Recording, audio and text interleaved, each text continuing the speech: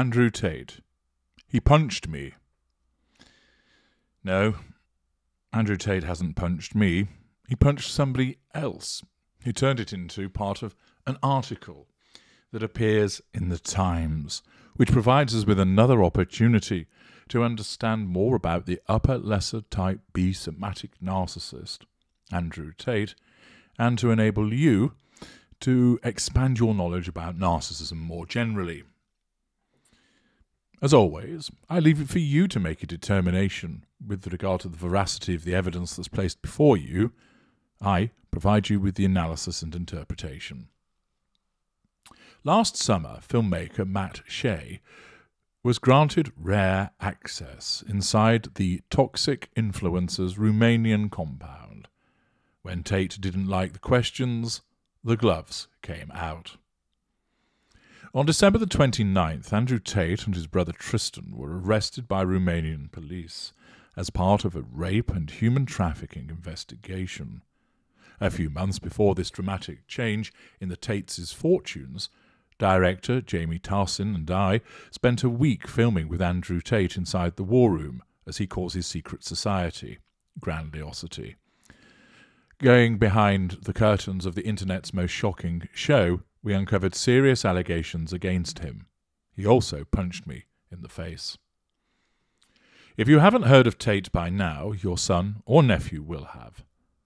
The 36-year-old is an Anglo-American kickboxer turned influencer whose misogynist videos and flashy lifestyle, grandiosity, sense of entitlement, lack of accountability, have made him the most Googled man in the world. His videos have been viewed 13 billion times on TikTok alone. Plenty of fuel to be had there. For 3 years, Jamie and I have been working on the dangerous rise of Andrew Tate for Vice World News.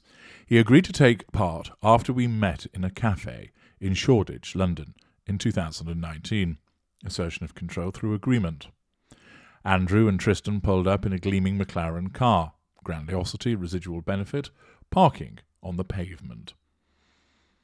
Sense of entitlement, lack of accountability. As they walked into the cafe, heads turned. The two ex-fighters, both 6'3" tall, draw attention easily. Andrew, drinking a coffee, smiled all the time, keeping eye contact. Tristan sulked while drinking a pint. It was 11 a.m.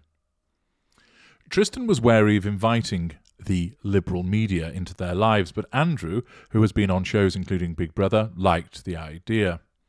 He was keen to show us his home in Romania and cover his personal life.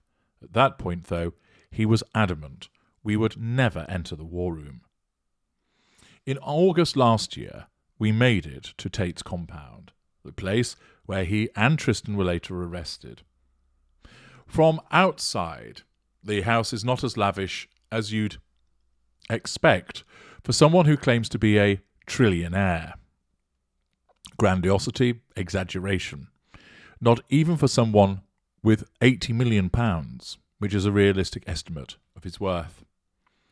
The converted warehouse is near the runway of Bucharest Airport, surrounded by scrubland. Outside, there is a pool, a statue of a samurai, an antique cannon, expensive cars, and LED signs bearing the word Tate like a logo. Grandiosity, showmanship. Tate boasts that some of the women who work for him have this logo tattooed near their genitals. Objectification, branding, ownership. In short, it is the kind of house a wealthy adolescent boy might design. Tate was wearing a silky shirt with buttons undone, revealing his hairless chest. He smiled, then threatened to throw me in the pool. Use of threat. He was keen to keep us on edge. Assertion of control. Tristan, meanwhile, was speaking to a group of women in Romanian. His glare made his feelings clear. The brothers constantly drank coffee and smoked cigars. Coffee because it sets your blood on fire so you can conquer the world. Delusion, magical thinking, grandiosity. And cigars because they boost your testosterone. If I refused either, threat to control, I was called weak and scared, belittlement, invalidation.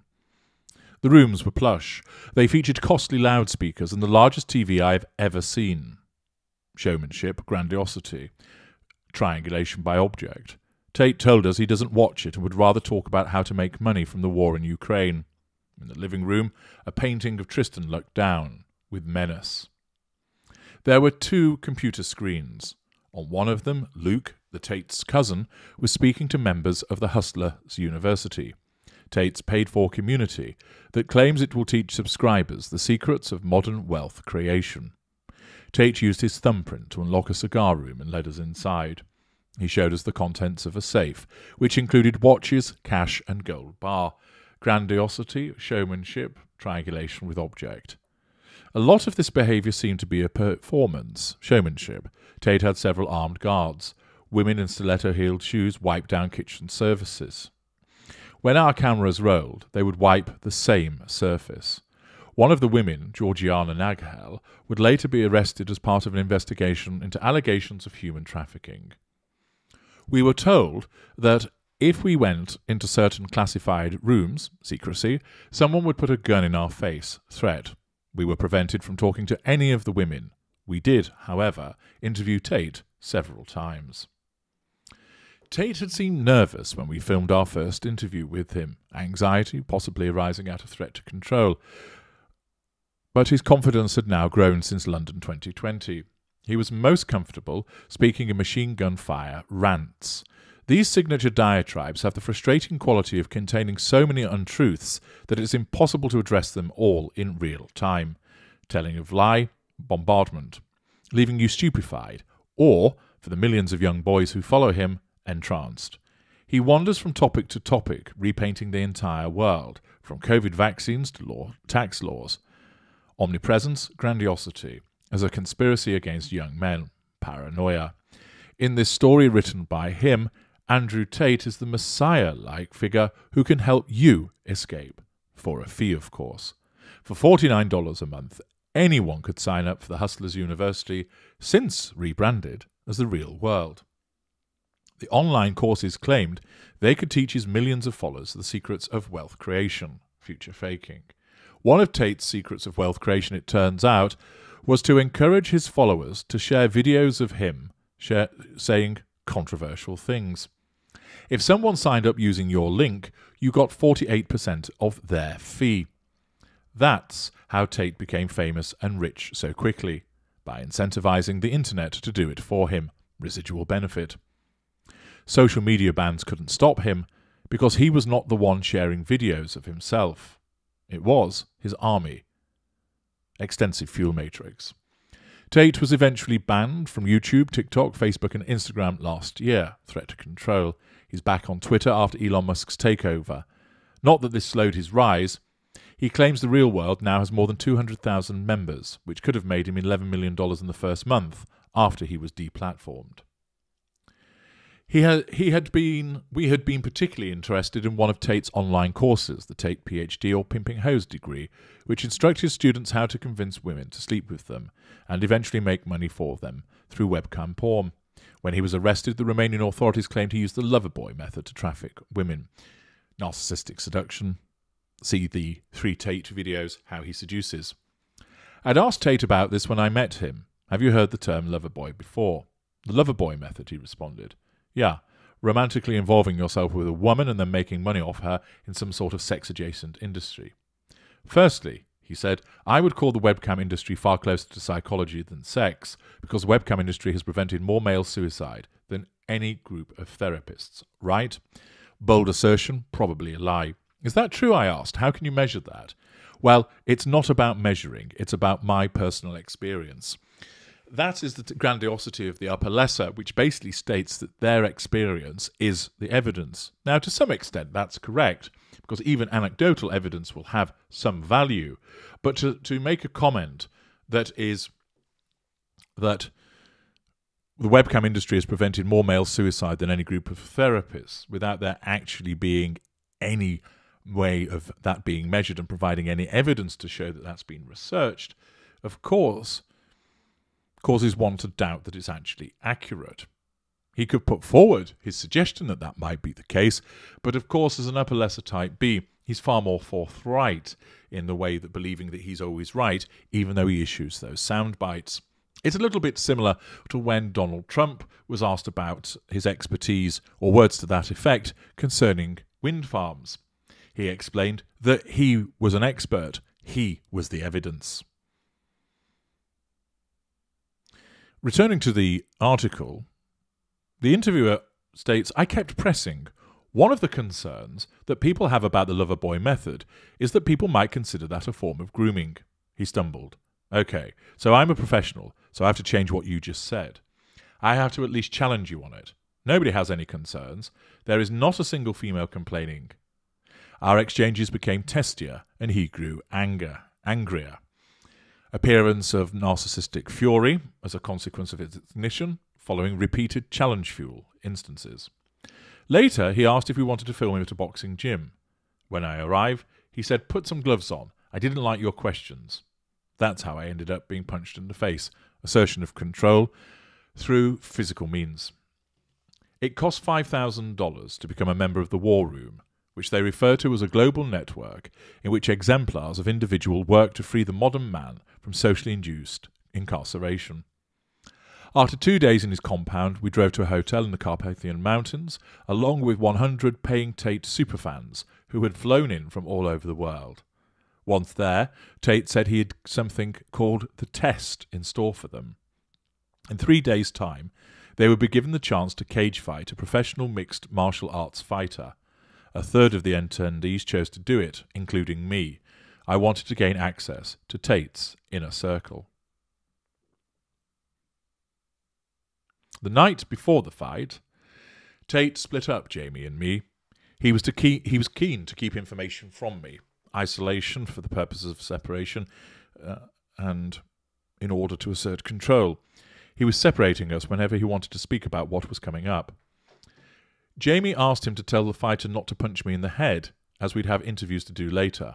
But Tate was adamant, shouting back, "I'm not going to give him any treatment that's different to my War Room members." Nullification of threat to control. The fight was over in 30 seconds. I came out with what I felt like a cracked rib, but the other novices had it worse. One was taken away on a stretcher. When we were leaving the hotel, we saw 2 women through the window of one of the rooms. They were naked, with 3 men around them, who were photographing them. We slowly reversed out of the car park, praying that none of the people in the room would see us. Tate claimed that not a single female was complaining. We soon heard from several. Not long after we returned from Romania, 2 women who worked for his webcam business in the UK in 2014 told us they were violently abused by Tate, one raped, the other repeatedly strangled. A third woman, who we refer to as Amelia, came forward. She said that Tate raped her in November 2013 after they'd been dating for a couple of weeks. See previous videos how he abused parts 1 and 2, which deals with the allegations that have been made.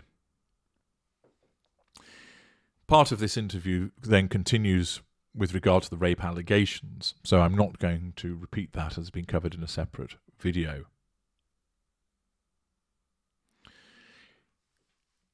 It then continues by stating, in one transcript of wiretapped conversations between Tate and his alleged victims in the Romanian investigation, leaked to the press by Romanian prosecutors, Tate addresses one of the women who allegedly works for him as his slave.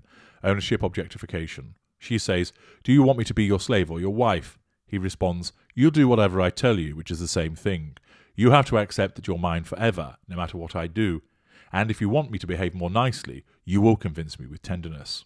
Assertion of control, obvious behaviours, rudimentary manipulation. A common defence made for Tate is that he is playing a character. After his arrest, Joe Rogan, the US podcaster, said of him, "A lot of what he does is like satire. He plays the role of this boastful misogynist, but then also says very wise things." Tate's lawyer has also said he plays a character. To go by what prosecutors and women once close to him say, he is not a character, but a predator who is desperate to be seen by his alleged victims as the most dangerous and powerful man alive. This, of course, is commensurate with the grandiosity and delusion and magical thinking that accompanies an upper lesser type B. What is Andrew Tate like in real life? We can tell you he is far from the charismatic mastermind he wants to be. His diatribes about women, wealth, masculinity and life fall apart under basic analysis. It shows the level of his cognitive function, He is loud and strong, and many men are enamoured or intimidated by that, but the second you ask him a difficult question, you see the terrified adolescent, one who is only now beginning to realise the consequences of his actions. I doubt that he actually does see the consequences of his actions because he's blinded to it by his narcissism. But here is further information about Andrew Tate, which enables you to understand more about him and the behaviour of an upper lesser type B. I'm H.G. Tudor. Thank you for listening.